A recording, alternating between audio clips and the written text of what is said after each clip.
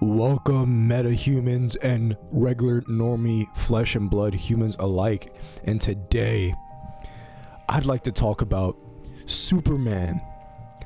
Now, I already made a video talking about Superman 2025, but I'm talking about Superman, 1978 Superman? OG Christopher Reeves Superman. Now, let's get into it. I love this movie. This movie was cheesy, kind of corny, but it was funny.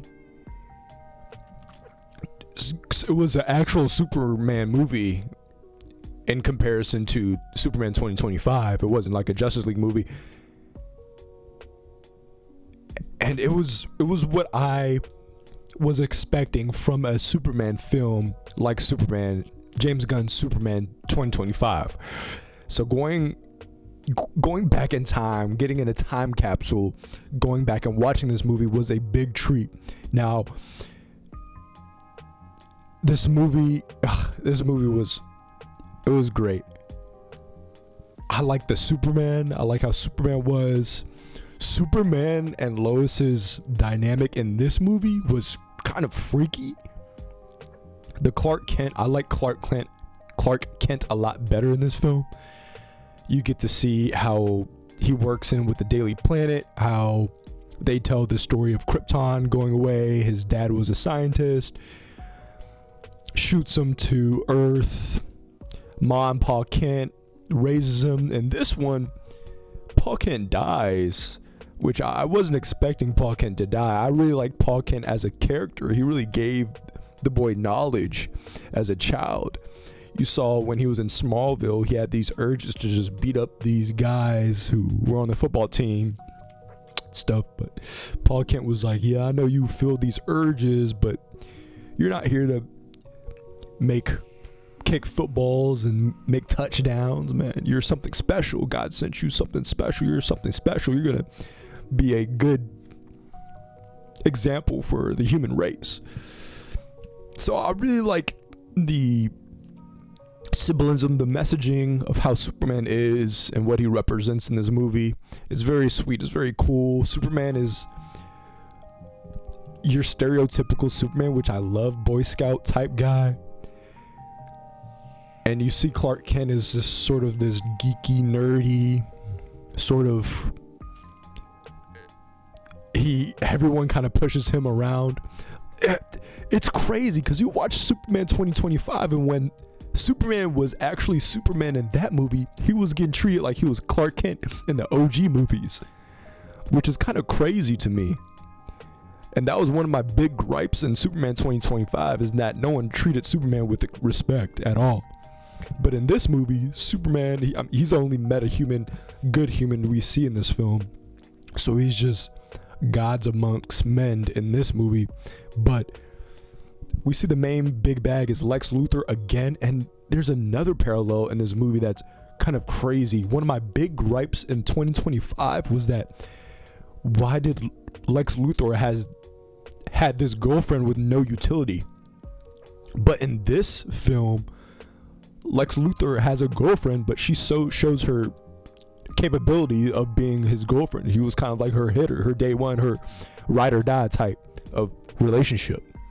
And she showed that she was able to coordinate and handle the plan that he wanted to orchestrate with the missile part of the movie. So this film, I think, the characters are a lot better. This film, I like how centered this film was as far as the Superman film. Like there wasn't Green Lantern, Hawk Girl, Mr. Terrific, wasn't any extra BS, but this was just a short, sweet Superman film. But the Superman and Lois though, I don't like their dynamic as much as I do Superman 2025.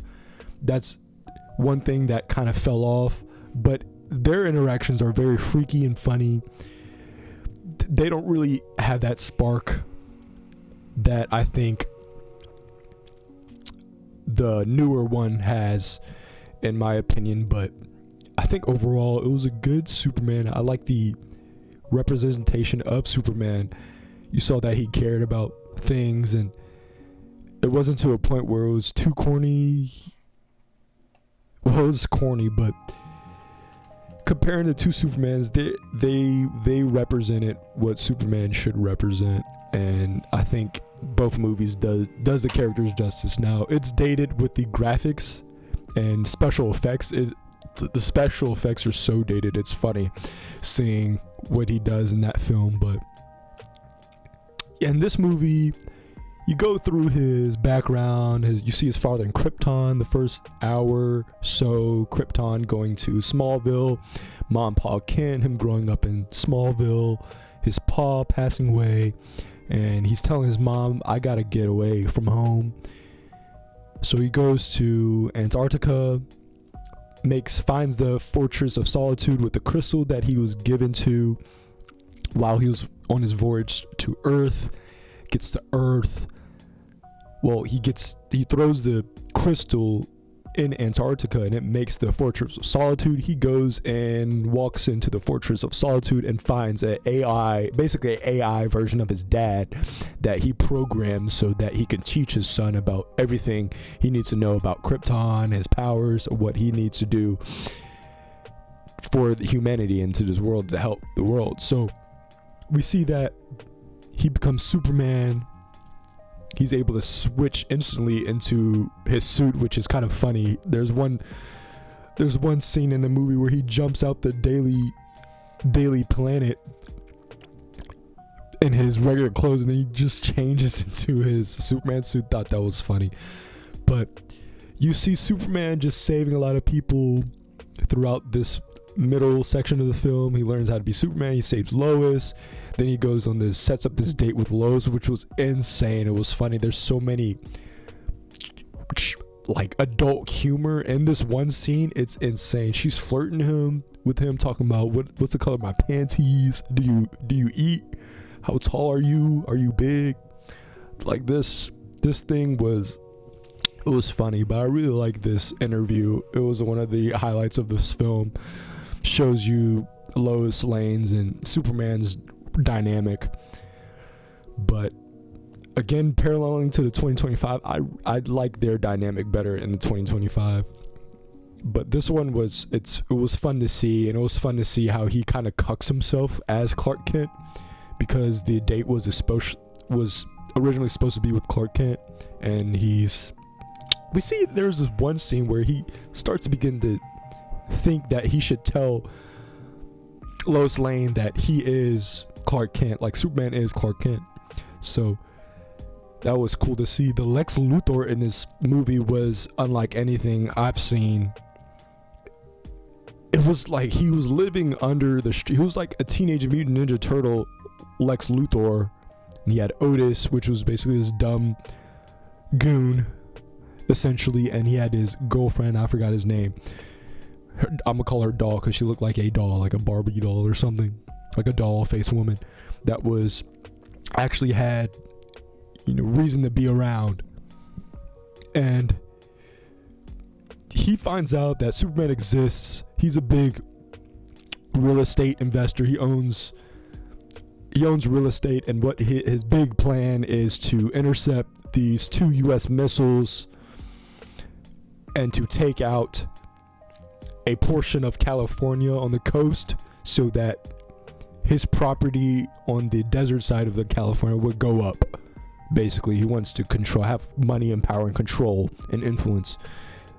So that's where you see sort of his master plan kind of unfold, and he's able to get himself hands on kryptonite, which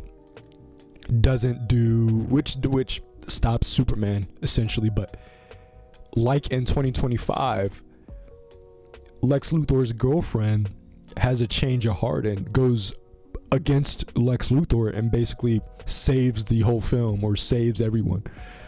Lex Luthor's girlfriend, she's goated in both Superman films, even though she was done way poorly, I think, in 2025, but in this one I think it was way better.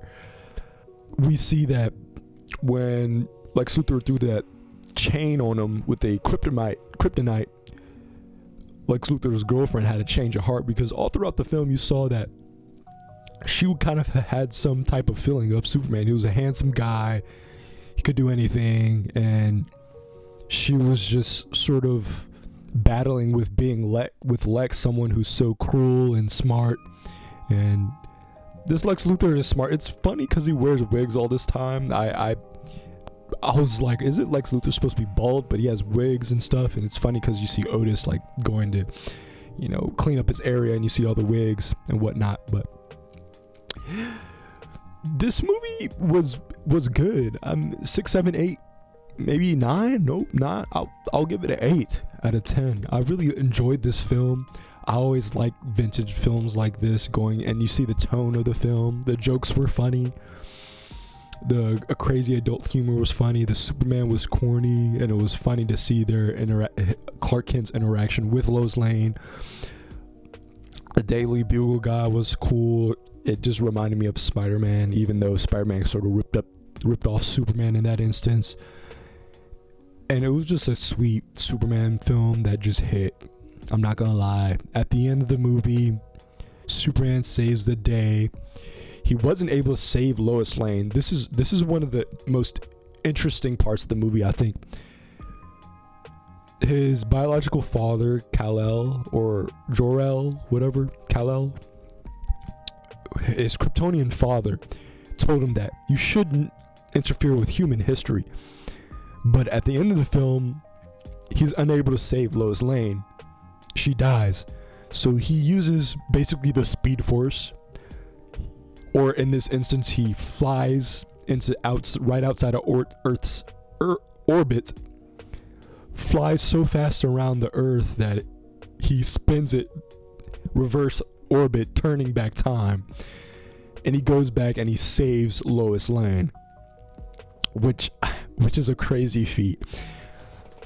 But his father told him not to tamper with time, so I'm curious for the second. The second movie is apparently one of the greatest Superman films of all time. I want to see if there's any fallout from that decision, because he did tamper with time. So even though his father told him not to, it's going to be very interesting to see if they take that anywhere, tampering time, and if that's going to go anywhere, because he went against his biological father's wishes, because he got connected to the one he loved, and he wanted to save Lois Lane. So yeah, that was a movie. He goes back and saves Lex Luthor's girlfriend, because Lex Luthor finds out he was the one who freed Superman from the kryptonite, and he was feeding them to his animals, beasts or whatever he got in his Teenage Mutant Ninja Turtle hideout. And he saves him. He puts Lex Luthor and Otis in prison. So that was basically the whole movie. The soundtrack for this movie, I watched a lot of Angry Joe show, and he likes Superman a lot, and he was talking about the soundtrack. I totally agree. The theme for Superman hits so hard. I'm not gonna lie. It's a very memorable theme, and music is a very important factor when in films in general. And in 2025 Superman, the music didn't really hit. It was sort of like some fun and some rock music or something. It didn't really feel like it was like a orchestrated film with music. This soundtrack just hit harder. It used like a guitar riff of the original score in this movie, which was okay, but that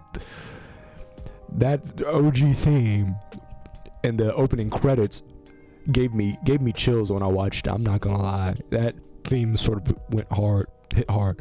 But yeah, that's really it. That's all for this film. I'm gonna watch the second one, and I'll tell you how well that one is, because I like this one a lot. But tell me what you think. Have you watched this movie? Are you old enough to even know this movie exists?